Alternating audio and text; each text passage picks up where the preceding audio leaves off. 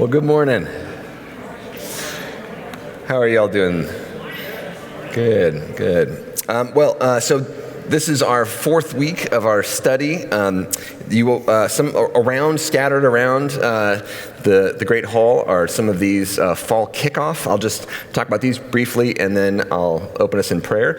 But on the front of this here, the fall kickoff, you'll see some important dates for the upcoming year that have to do with discipleship, especially August 6th, which is our kickoff for our fall adult discipleship classes and studies. And then September 10th, a church picnic, which should be really fun. And also make sure to put this on your calendar, March 1st through 3rd, the church retreat, which I don't know if we've said exactly where that's going to be, but is that going to be Montreat again? That'll be Montreat. Great. And on the back, there are some books that I've recommended throughout the series so far. I got a couple more today, but there's a little website that you can go to if you want to see any of these resources, or if you want to see these talks, which have been recorded and live streamed. So in any event, these will be available around the Great Hall. If you don't have one, there's some in the front row, so you can come grab some at the very end. All right, so let me open us in prayer, and then we'll jump into our final discussion on miracles. Gracious God, we thank you for today. Thank you for this time that you've set aside for us to study and ponder how you might be at work in the world. We believe. Help our unbelief. Help us to have eyes of faith to see you at work among us in things that are unexpected, in things that are unexplained, in even moments of our lives where we suddenly feel love or comfort or challenge.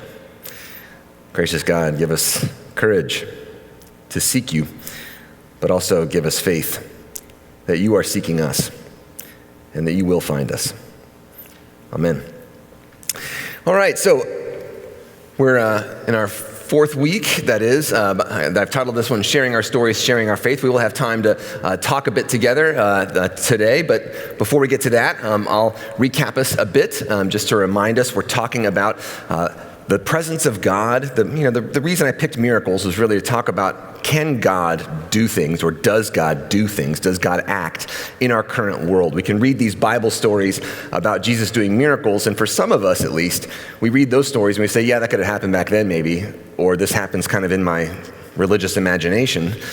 But God doesn't do stuff like that now, right? And then we also hear these kind of fantastical tales, and we also have heard many tales, many true stories of people using things like miracles as a way to make a lot of money or to fool people.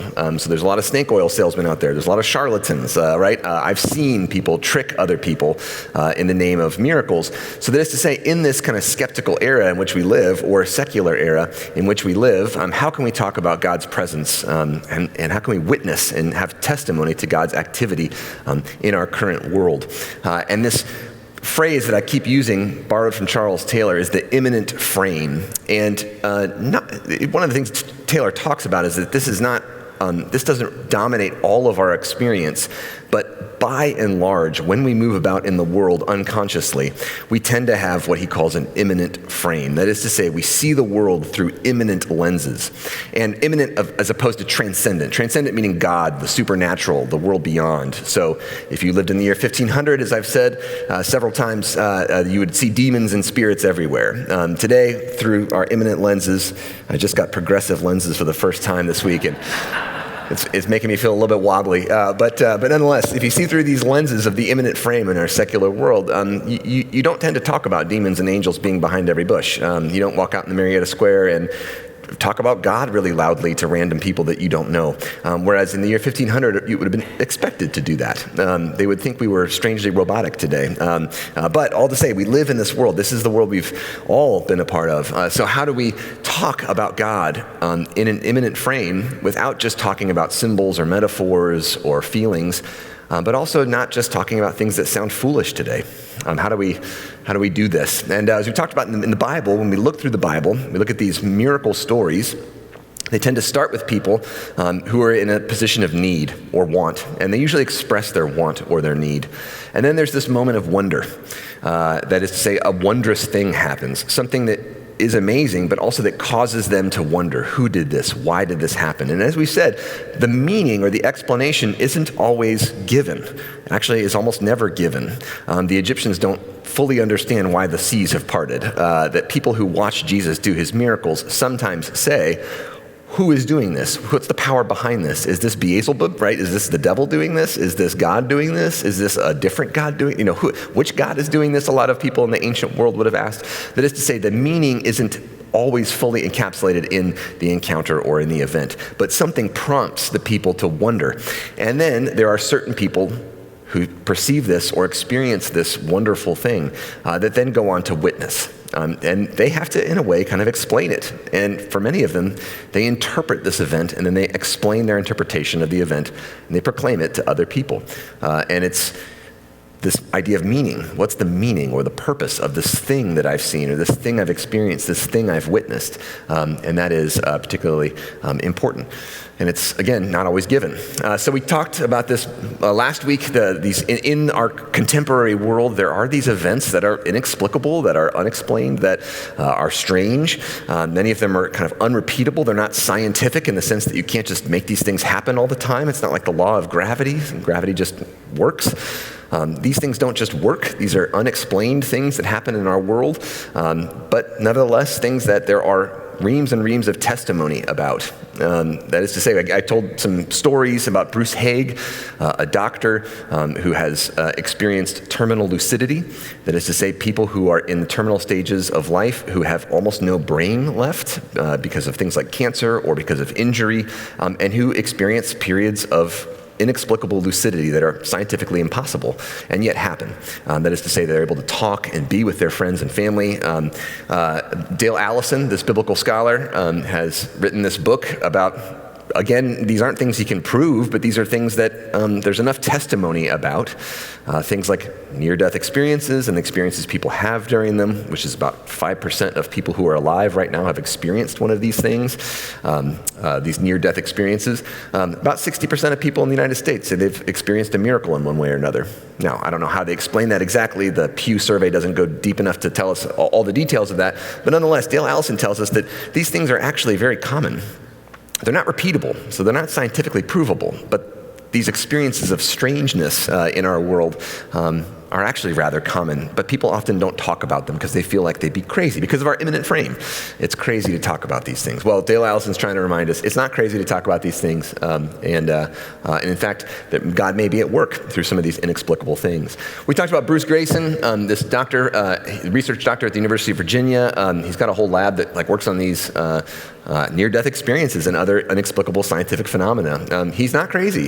He's got a position at the University of Virginia, and yet he's trying to gather a bunch of information. And I mean, these are anecdotal stories in many ways, but that's all you have to work with these kind of strange encounters, is anecdotal stories. But you get enough of these anecdotal stories together, and maybe they're onto something. So he's got these interesting stories of people perceiving what they think is God in their near-death experiences. And then I finished last time by introducing this story by Andrew Root. He's got a book, Churches in the Crisis of Decline, which has this story in it in great detail. He's got a shorter version of this book called When the Church Stops Working. It's a great book, one that I recommend. So Andrew Root, When the Church Stops Working, which is like a trick title. The Churches in the Crisis of Decline is also a trick title. Because if I tell you the decline of the church, the crisis of the decline of the church, you're thinking, oh, like membership going down. And that's what he wants you to think at first, but it's actually a twist. That's not the decline he's talking about. It's the decline of the ability to talk about God's activity in the world. That's the real crisis of the church. Andrew Root's big thing is it doesn't matter if there's 10 people going to a church or not. If there's 1 million people going to a single church and no one cares about anything that's happening there, it's all just a social event, it doesn't really matter then. But if there's 10 people going to a church and they experience the presence of God, that church is not in decline, no matter what the budget says. That is to say, the experience of God is the currency of the church. And whether you're declining or growing has very little to do with how many programs you have or how many people are showing up. It has to do with how are people attuned to God's activity in our midst. So that's the crisis of decline he's talking about. And when the church stops working, I'll get to in a minute because it's another little turn of phrase. But all to say, he tells the story of Karl Barth, this famous theologian who starts out as a liberal theologian, not liberal in our political sense today, but liberal in the sense that he mainly was thinking about God in terms of, well, let's say, analogy, symbolism, the idea that God is kind of active in the world, but not active in the world in the way that we think about it as like Jesus was actually doing miracles, right? It's about demythologization. That is to say, thinking of the New Testament as basically the product of a people who were ancient and who had lots of mythologies about how disease worked and things and saw demons around, but we got to get rid of all that. Let's just talk about how kind of God's miracles are really a symbol of the possibility of metaphorical new life. So Jesus' resurrection is not really about somebody coming out of the grave. It's really about the possibility of God to make life renew again, as in if I go through a difficult time, I can get better, my life can get better. But it's not really about death and life as real events. That's kind of this world that Karl Barth was coming up through. And he becomes a pastor. And when he becomes a pastor, he ends up saying, it's really hard to say the word God to these people. He's trying to preach about God, and he says, how can I preach about God when the word itself kind of seems weak or dry or trite? I mean, in his day, there were people talking about God a lot, but it ended up being, like I said, some snake oil salesmen and things like that, but also some people who were just kind of using the word God a lot. But it was just kind of about their feelings, but it wasn't about anything actually happening in the world. And then there were a bunch of people using the word God in this kind of symbolic way. And for him, he wanted to find someone who wasn't trying to avoid the modern world. He wanted to believe in modern science. He used lights and he drove a car. He believed the modern world worked. He didn't want to try to get behind it or outside of it. But he also wanted to find a way to talk about God being active in this world that we're in now instead of escaping it or escaping God by going to symbolism or mythology or something like that. So how does he talk about God? He is having this crisis as a young pastor in his pulpit. And he lived in this, what we call a plausibility structure. We all have a plausibility structure. He was living in this plausibility structure where in reality, God can't do things within my world. That was his assumption. God doesn't actually do these things like miracles, whatever. This stuff doesn't actually happen. And to be honest, many of us, even who believe in God, find it hard to believe in things like exorcisms or something. Because first of all, you Google exorcisms and a bunch of crazy stuff comes up and stuff that's obviously meant to take your money, or just stories that someone's making up, it seems. There's stuff that doesn't seem plausible or believable, right? My plausibility structure filters a lot of the possibility out for these stories about God being active in the world. At that time, though, World War I emerges.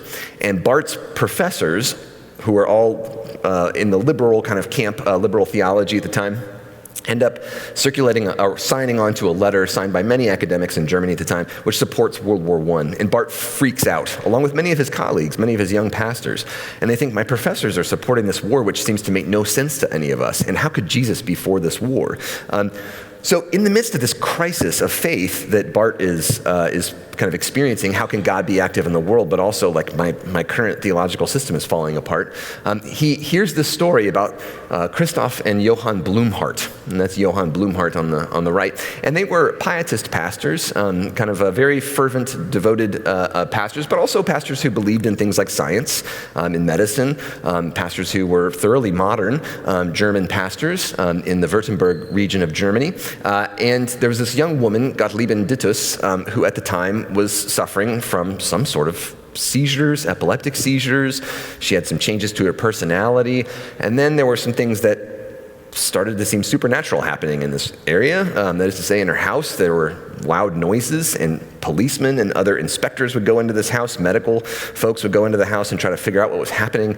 They couldn't find out where these noises were coming from. There were strange voices coming from the house. There were strange things happening. It became a tourist phenomenon. People showed up from all over Germany to hear this kind of loud house making noises all by itself. The police had to make a cordon, make an area to keep people away, tourists away from this house.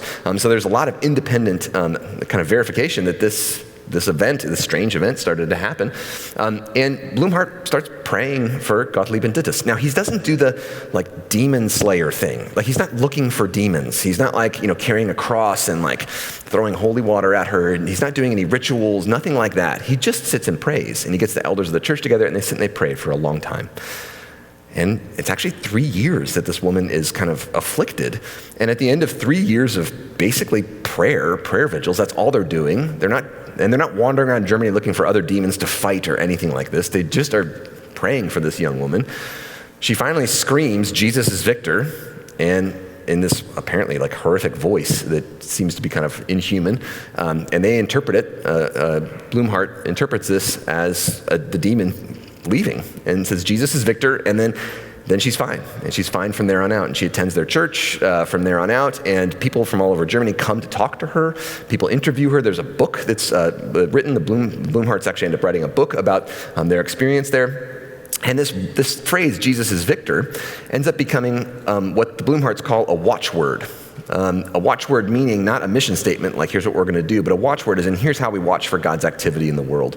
Here's the lens we're going to use to interpret ourselves and our neighbors. Jesus is victor. And so when terrible things happen, they tell each other, "Jesus is victor."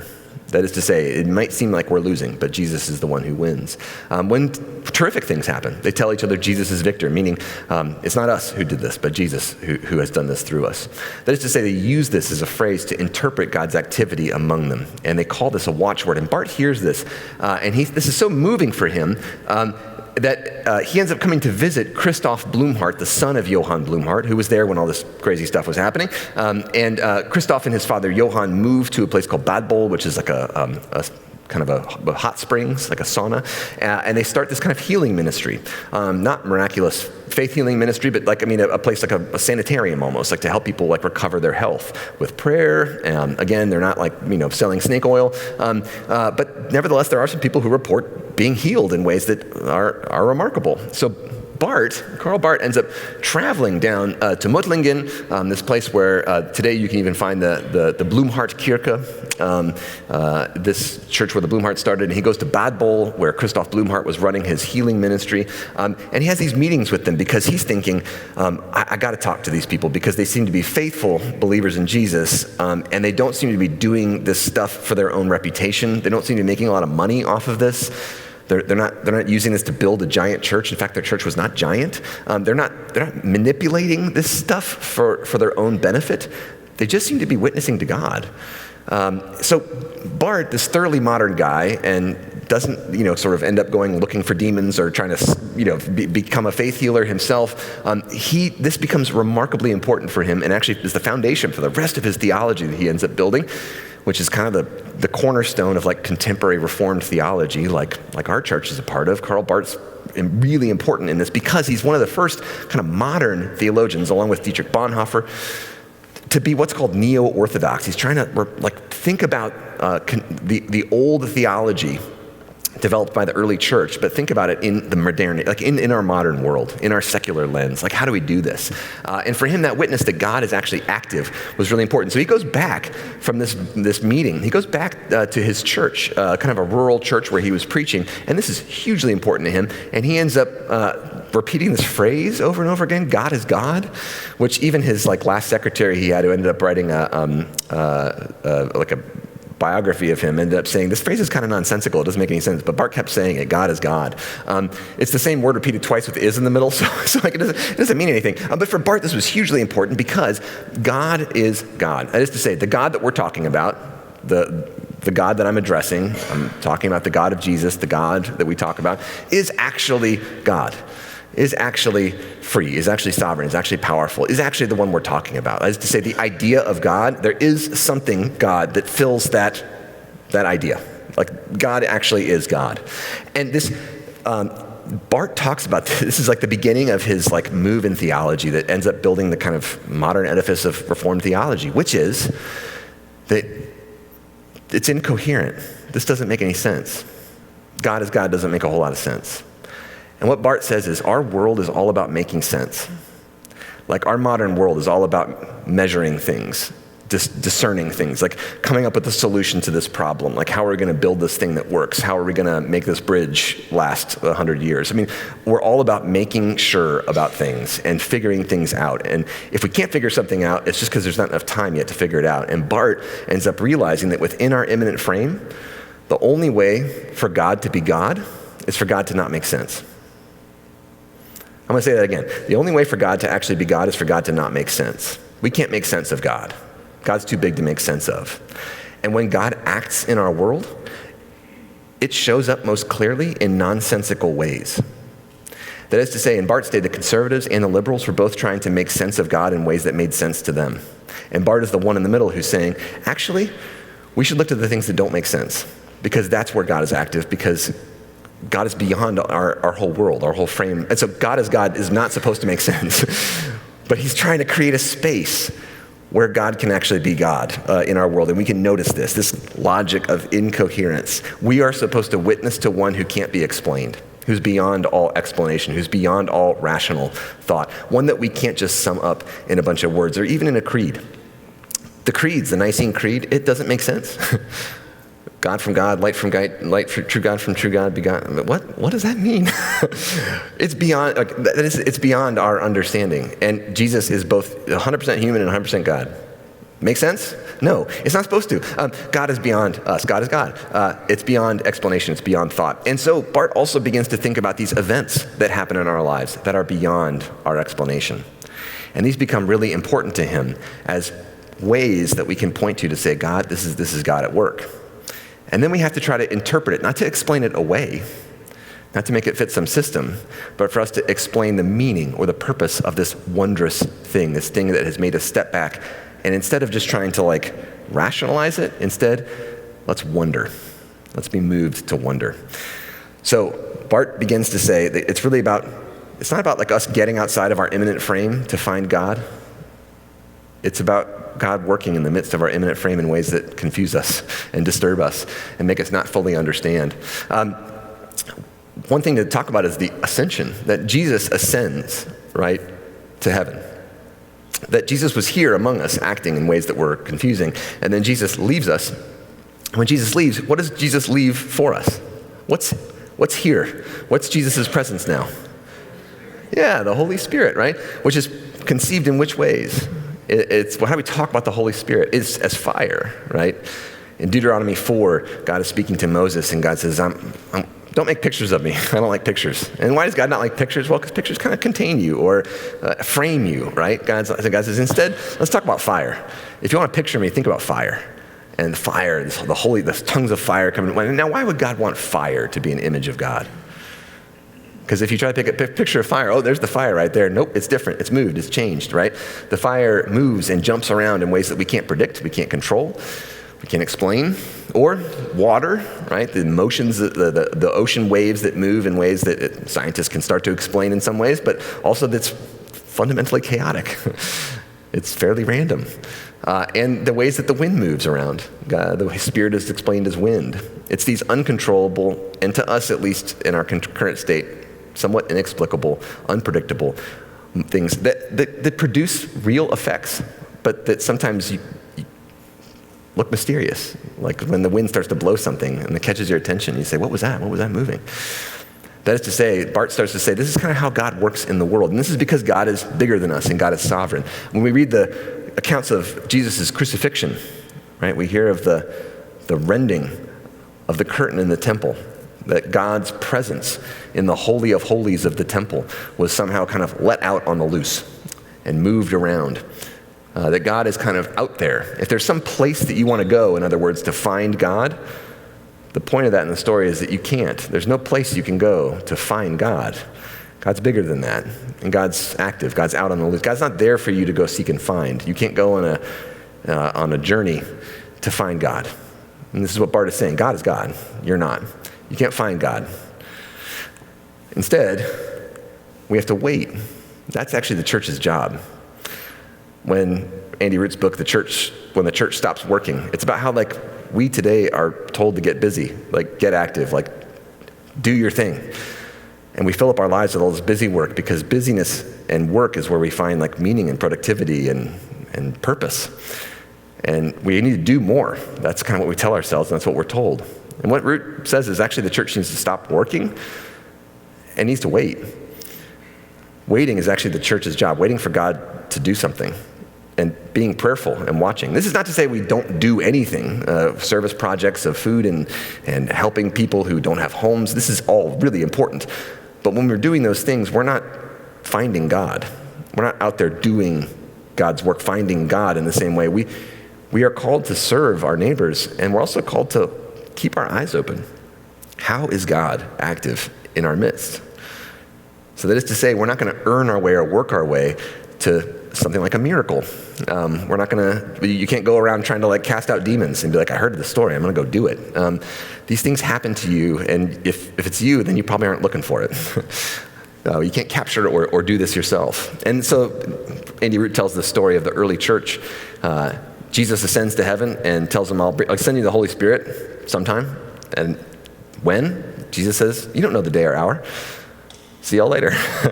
And what is the first thing that the disciples do? They pick a new disciple to fill Judas's role. And they pick this guy Mattathias, who you never hear from again. I guess he wasn't very important. But they do the work of church administration in God's absence. Well, let's get busy. Let's have a session meeting. Let's do some stuff, right? They start to do some stuff, and that stuff actually ultimately is fairly unimportant. That is to say, nothing really happens from it. But then, when they're all sitting there waiting and apparently doing nothing, that's when the Holy Spirit comes, and that's when the church explodes. That is to say, the sitting around, waiting, actually watching for God to work is going to be the site of God's activity. And God's probably doing these things all the time, but if we're not waiting and sitting and watching, we might not notice. Or we might not be able to interpret or to give meaning to this. So this idea that we're not out there to find God, if someone comes to this church and says, I want to find God, how do I find God? What would we tell them? What's that? How to find you. Yeah. We don't know how to find God. That's the first thing we need to tell people who come to us and say, I want to find God. Can you show me? We need to say, I can't do that. I'm sorry. I don't know how to find God, but I have faith that God finds us. Do you want to wait with us? Do you want to wait with us for God to find us? And this is Bart's big move, is to say like this, it's starting by saying, it's not us. We don't actually have the ability to do this. It's not up to us. Do you want to wait with us? And do you want to watch with us? And that's why the watch word was so important for Bart. That Jesus' victor isn't about us. It's not about something we're doing. It's about us watching for God's activity in the world. So we can add maybe waiting. That we wait. That's actually the big task of the church, to wait together faithfully. And like I said, to serve others and to help others as we wait. But the serving isn't the point or the end. That's a thing we're doing as we wait for God to give us direction, to show us what God is doing in this world. And if God shows up in our midst of our service, we hope God does. But we can't make God show up because we're doing the right things. So if we wait faithfully, and then an event happens, and we wonder together, what did that mean? And then we witness, and we tell people about this, and we invite them to come wait with us for God to work again. So there's this guy, Hartmut Rosa, a German sociologist who's written a bunch of really interesting works. He's a student of Charles Taylor, who I started talking about with secularism. So Hartmut Rosa is a very interesting German thinker. He's got some great kind of podcasts he's been on, so you can hear him. But he has these long books, one about resonance and one about uncontrollability. But his main point is that in our contemporary world, we accelerate. To do more, to move faster, to do as much as you possibly can, to increase your accessibility, your attainability, like what can you do, what do you have possible to you, the world at your fingertips, how big is it, can you make it bigger, can you make your footprint bigger? This is kind of how we are pushed every day to live, and our worth, our purpose is often to increase our ability to do more. And what Hartmut Rosa says is this is actually kind of counterintuitive, but this is actually like, this is the way to have the least amount of purpose and meaning in your life possible. Because the more you're trying to do, the less you're actually like experiencing what you're doing. You're just trying to get to the next activity. So I'm like power walking my dog at like 6 a.m, like listening to a podcast on double speed so that I can like get to the next thing, so that I can, do more in my day. And what he says, this is actually a shortcut to never experiencing anything in your life. And he says, these moments that are true and real in our life are moments of what he calls resonance. And these are often uncontrollable moments. They're beyond our control. You ever have that moment where you're sitting there like looking at the Grand Canyon or something, and all of a sudden it just kind of, the world hits you, maybe God hits you, like you just feel woozy almost, like this world is amazing, you're overcome, and you ever like go to a place like the Grand Canyon, you're like, I'm gonna feel that feeling, and then you don't? It's not up to you, right? That is to say, you can put yourself in these places and these times where you want to experience resonance. And it can be difficult, but we have to kind of as a church, where does our resonance, where are we waiting for God's resonance, that moment of experience, of deep resonance? And prayer is that time, right, where we try to set aside for this, individual and communal prayer. Why do we pray? To like make God do what we want? Maybe, sort of, but really, why do we pray? Because we're creating some time and space for God to work in us, for God to open our eyes, for us to be attuned to God. That this is more than like making a miracle happen with your prayer. Prayer is really a space for us to get attuned to God, to create those spaces of resonance, or make us at least feel open to it. I'm near the end, sorry, we'll get to our own discussion, but I got a couple of things to say. One is this, Tanya Luhrmann is a Stanford sociologist. She's a really fascinating person, an anthropologist, really fascinating person who's done a lot of ethnographic studies of religious organizations. And she herself is kind of like agnostic. She's not anti-faith. She's also not committed to a particular faith, but she's very open to these kind of conversations about experience of God. And so she went to these evangelical communities and did these ethnographies. That is to say, she did these deep interviews with folks and actually ended up sitting in on like prayer times with these folks about prayer. And she was like, do you think God speaks to you? And, a chunk of Christians say, yes, God audibly speaks to me.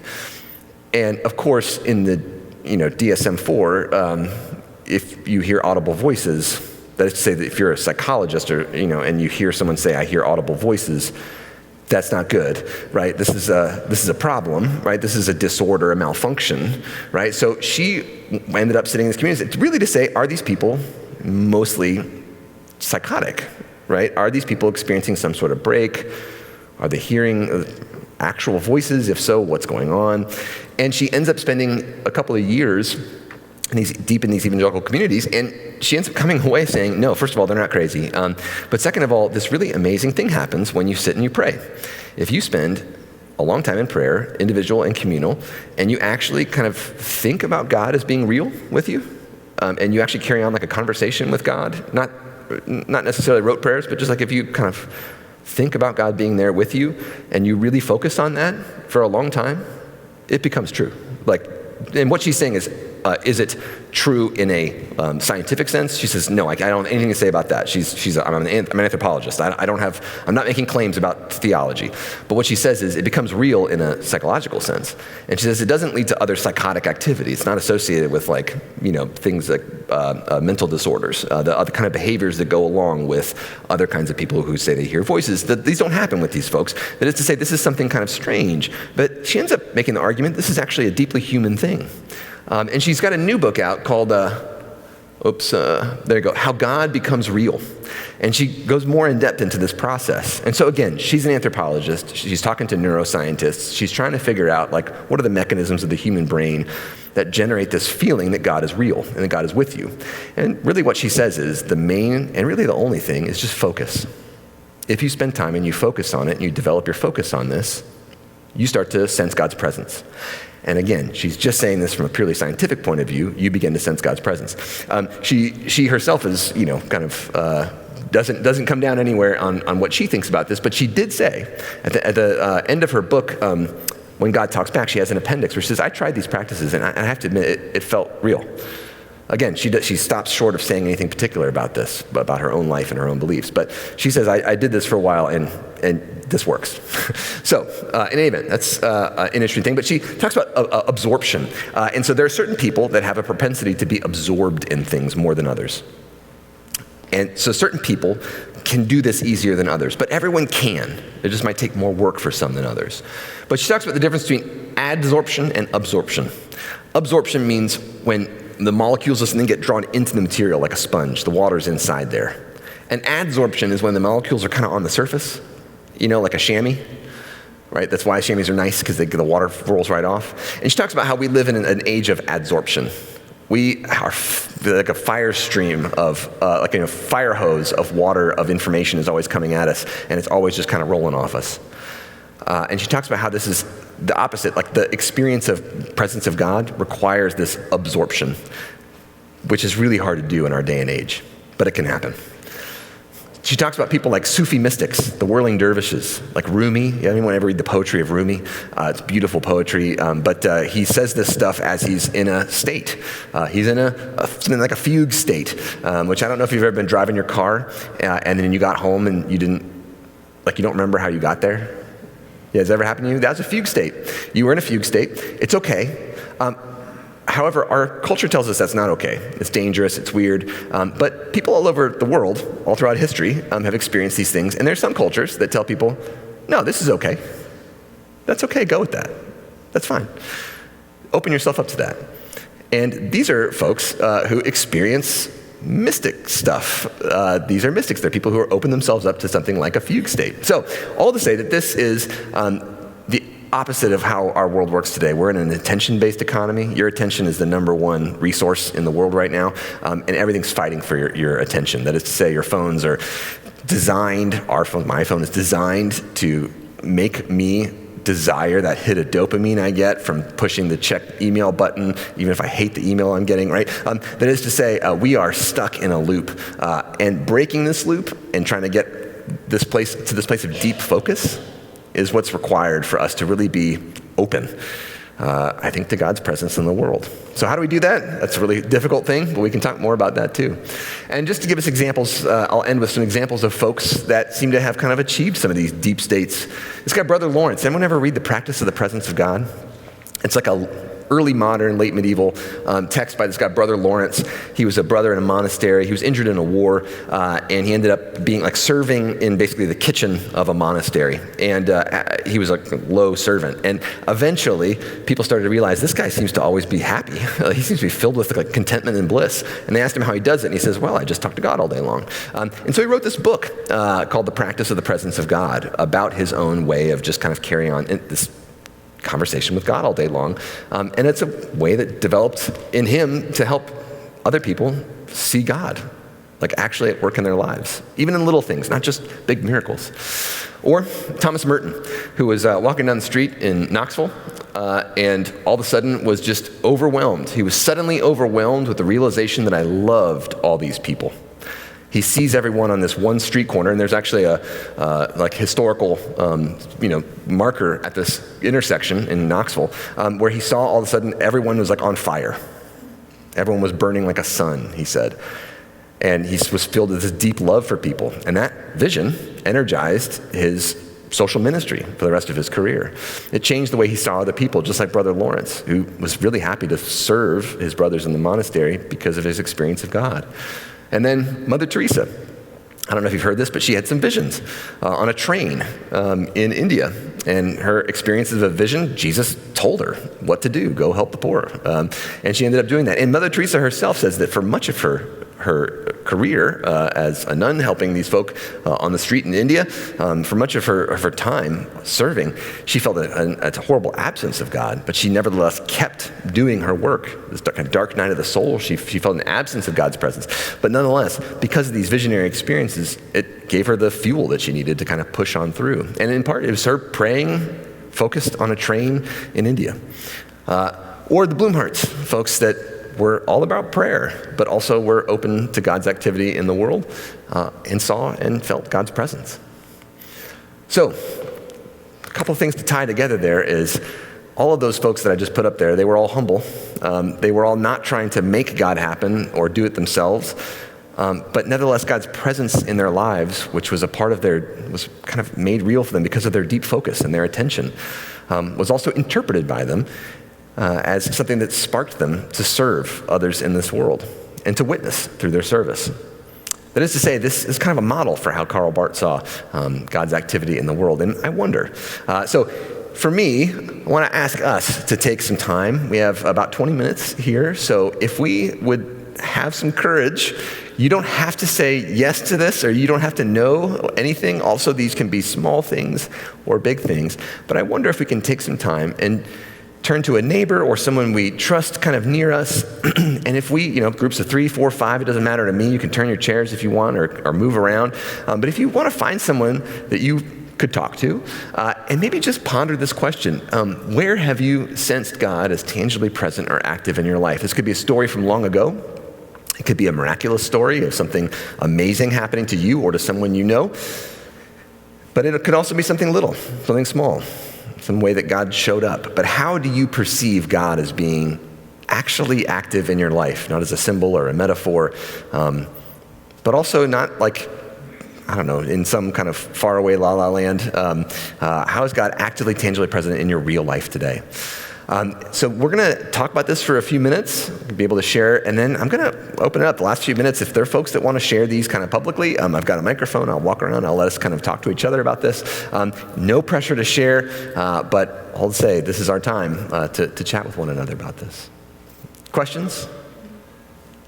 All right, let's take some time and chat. Where have you seen or sensed God is active or tangibly present in your life?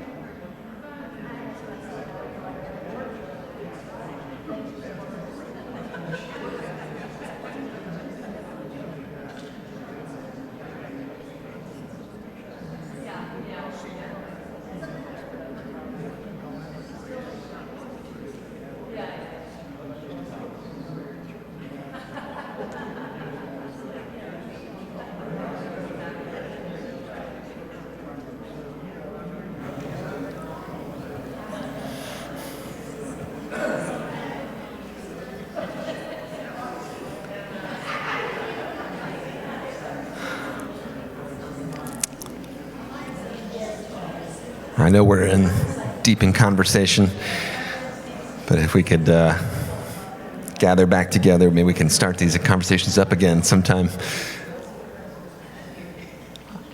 I'd love to ask you for all of your stories, but we don't have time here for all of that. But one thing I want to ask you about is the meaning of these stories that you've just shared. If you're going to sum up the meaning of some of these stories, does anyone want to share, like, what is your experience that you just shared? What does it mean? What is it trying to say? What's your witness about this story? Is there anyone? We don't have to. No one needs to share.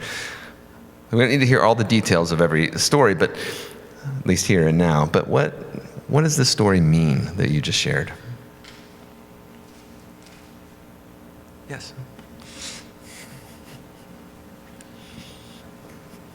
Here, if you wouldn't mind, just so folks can hear. Yeah, thank you. Yeah, I think it's just that, and I think we'll all agree here that what you were talking about earlier too is that God finds us. And I think in all of those situations, God did for us what we needed to hear, or the person we needed to encounter, or the prayers that we need answered for us. And so he finds us if we ask for his guidance and then wait. Yeah. Thank you. Thank you. That's beautiful, Lucille. Thank you. Yeah. So God's presence, God finds us, and God is with us. This is something that you find in like Exodus when you read about Moses. It's always that God was with Moses, God was with Moses. And this was the tangible presence of God was felt in all of these amazing things that happened with him. Yeah. Well, I just want to say my husband passed away last October the 10th. God has been with me, and his love for me has carried me through, helps me go to each day with happiness and peace. And I feel his presence. Thank you for sharing. I appreciate that. Thanks. Yeah. So God finds us. God is present with us in grief and bringing us to a sense of wholeness and being loved by God. Yeah, that's often like the kind of the output of that, like the kind of the end result, right? Is this feeling that God actually is with us. God's actually for us. Yeah. Anyone else? Yeah. Thanks, Lucy. Well, you mentioned that God is God doesn't make sense. And it really doesn't. It's sort of a strange sentence. But God is God. And the thing that I have sort of picked up from these lessons is that we've got to wait. And that is so countercultural to our lifestyles. And we just want to just be busy and do and have our to-do list and check it off. And that's never going to happen. And God's just waiting. He's waiting on us too to pay attention.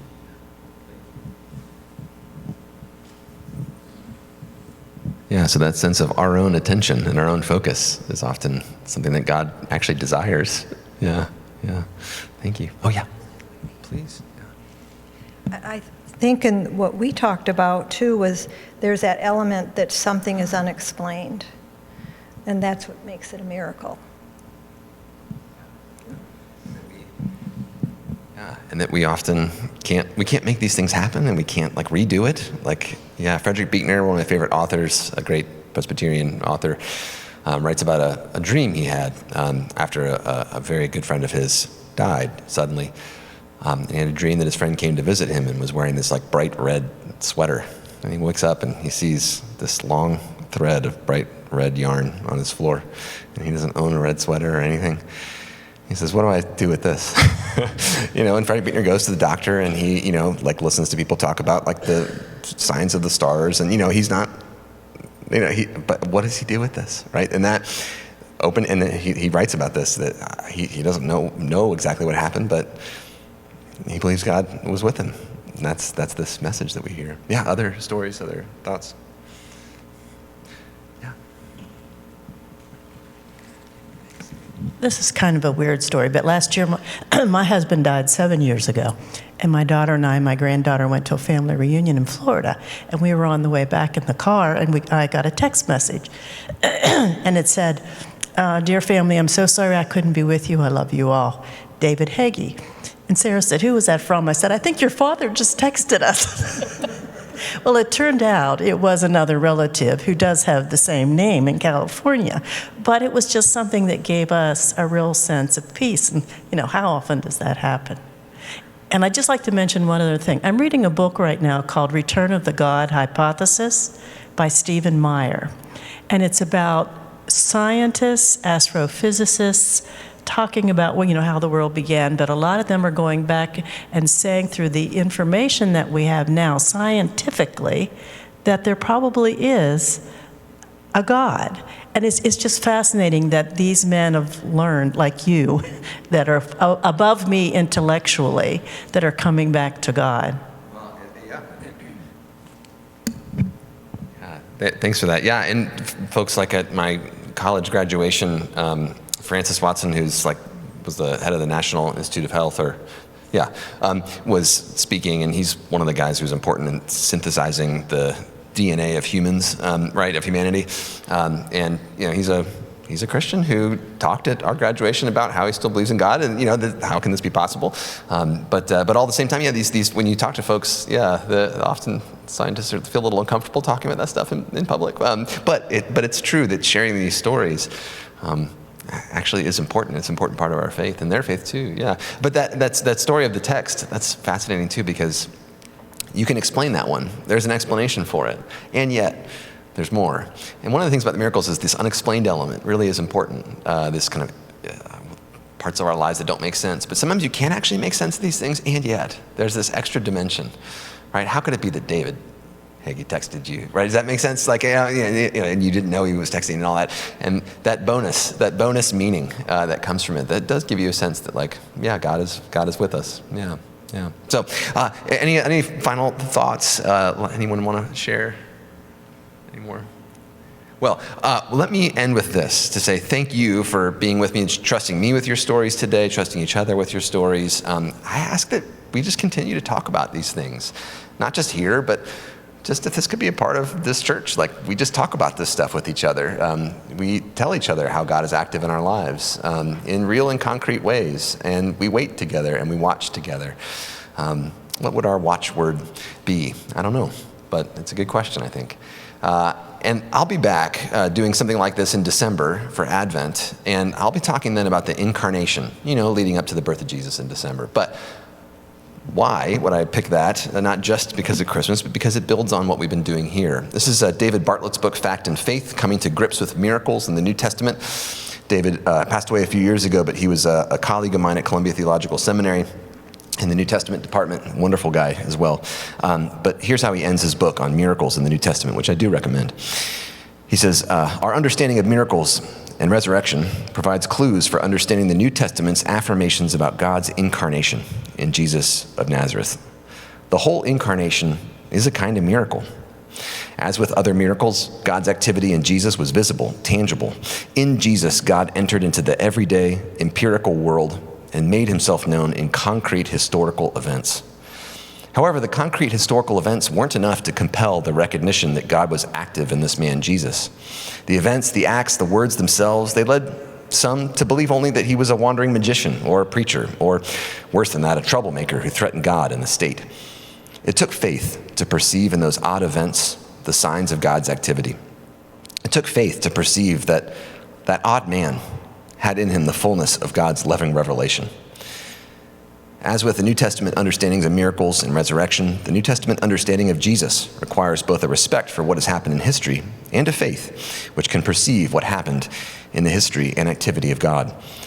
God's incarnation in Jesus Christ is the central miracle of the New Testament. Therefore, the other miracles and even the miracle of resurrection are not held to be as important in themselves. They are important because they point to Jesus. They bear witness to the fact that God is active in Jesus. They indicate the ways that God is active in Jesus, forgiving, loving, and redeeming humankind. These miracles were used to evoke faith in Jesus Christ, not just as a miracle worker, but as the gift and revealer of God's own love. And may it be so in our own lives today. Amen. Thank you all for sticking with me. Peace.